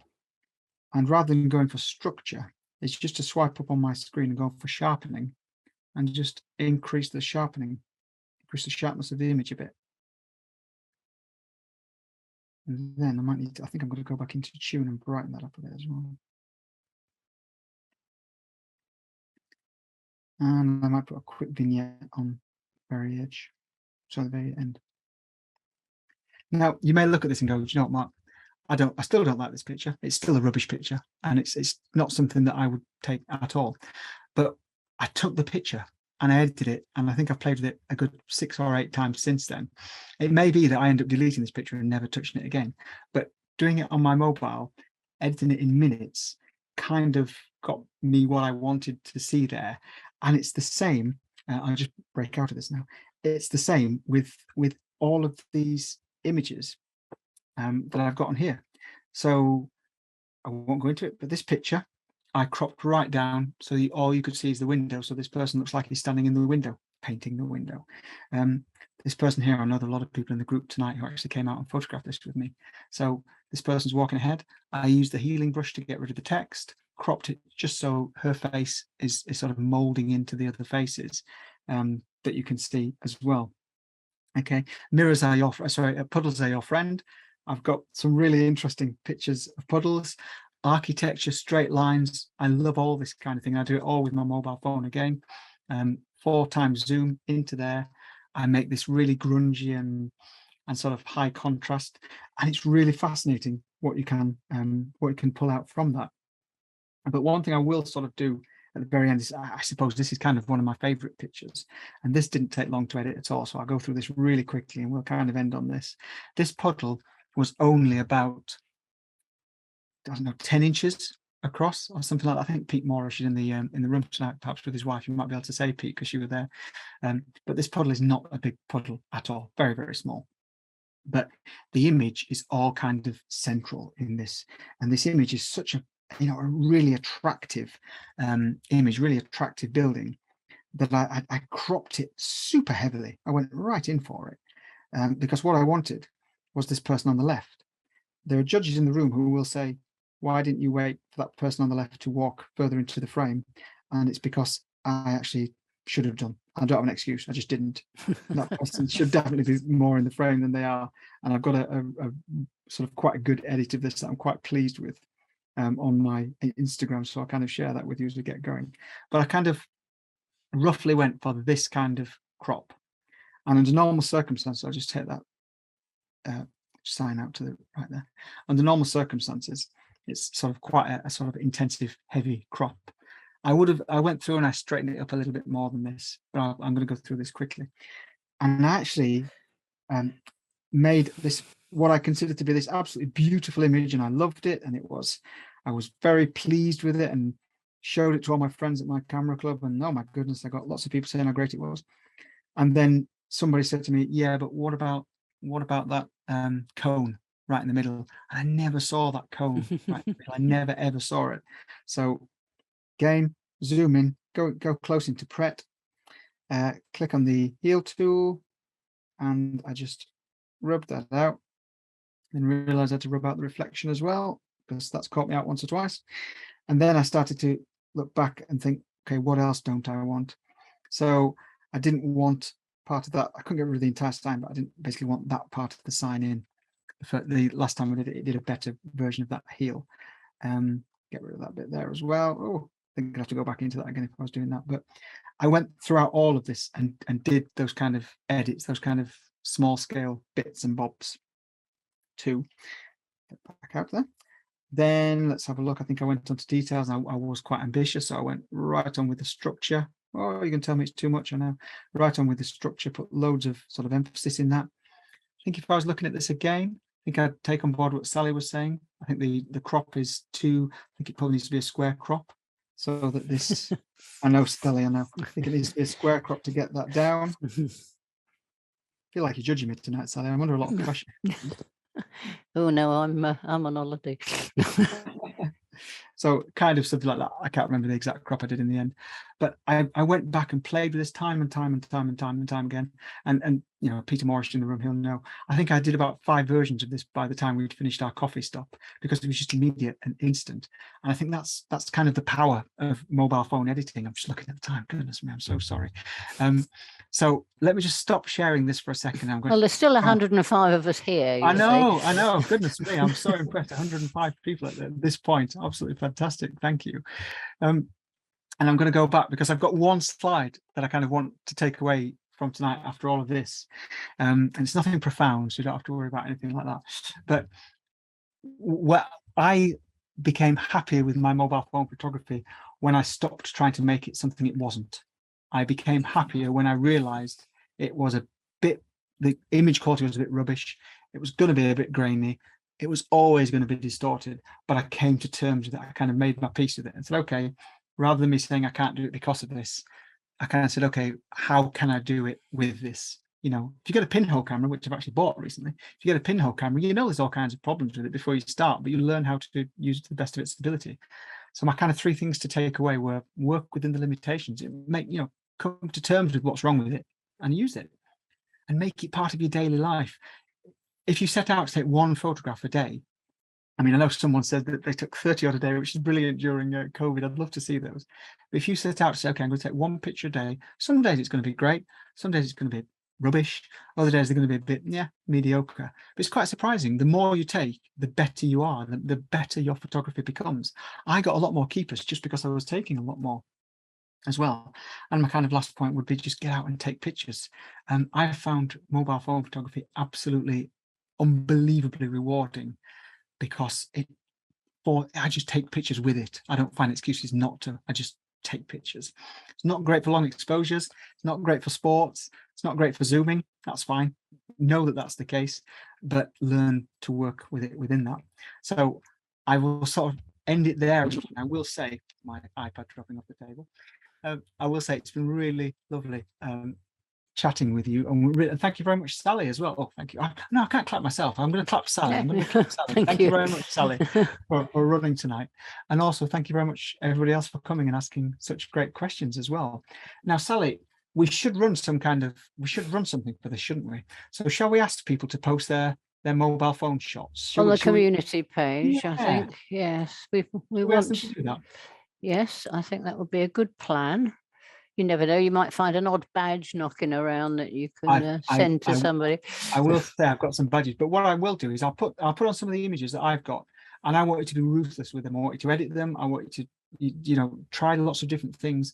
And I'd love to see some of the images that you've taken as well. And if you'd be willing to share those and allow us to sort of tinker with them and edit them, that would be fantastic. You don't have to, but it'd be great to do so.